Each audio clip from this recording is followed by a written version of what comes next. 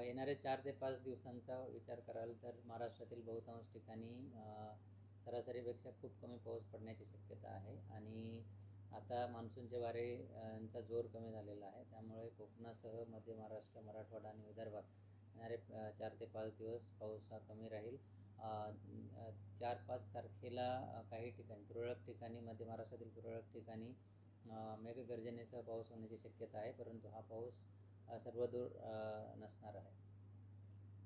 पुढच्या आठवड्यात काय होईल, कधी पाऊस सक्रिय आपल्याला पाहायला मिळेल जून महिन्यामध्ये आणि काय परिस्थिती? ओके, आमचा 5 ते 7 दिवसांचा जो फोरकास्ट आहे किंवा अंदाज आहे तो दर दिवशी तो अपडेट केला जातो.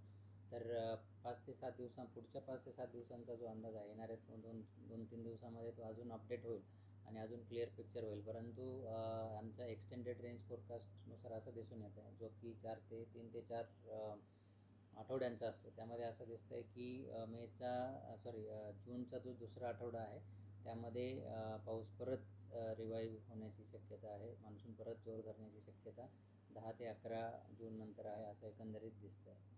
मे महिन्यात आपण जर बघितलं तर पुणे शेवटच्या दिवसांमध्ये राज्यात खूप पाऊस झालेला आहे. एकूणच मे महिन्याचा सरासरी किती पाऊस झालेला आहे, काय आकडेवारी?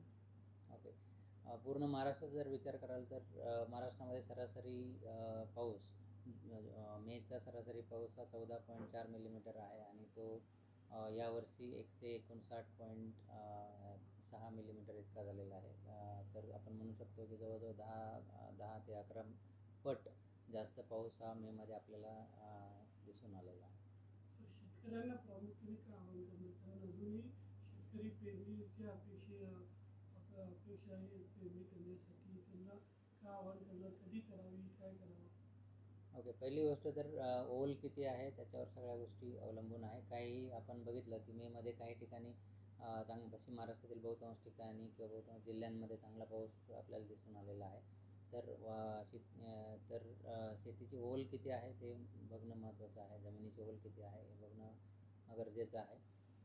त्याचबरोबर कृषी विभागाने दिलेले जे काही सल्ले असेल किंवा त्यांच्या काही सूचना असेल त्यांचं पालन करणं पण महत्त्वाचं आहे.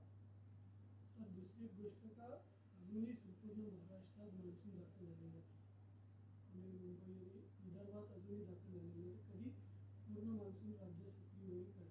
ओके, आता जसं मी सांगितलं की 10 किंवा 11 जून नंतर परत परिस्थिती मान्सून परत जोरदारपणे दिसतो. मान्सूनचे वारे परत सक्रिय होताना दिसत आहेत. तर त्यानंतर जो स्पेल येईल त्यामध्ये आपल्याला असं दिसून येतं आहे की महाराष्ट्रातील इतर जो राहिलेला भाग आहे, उर्वरित भाग आहे तिकडे मान्सून सक्रिय होण्याची शक्यता आहे.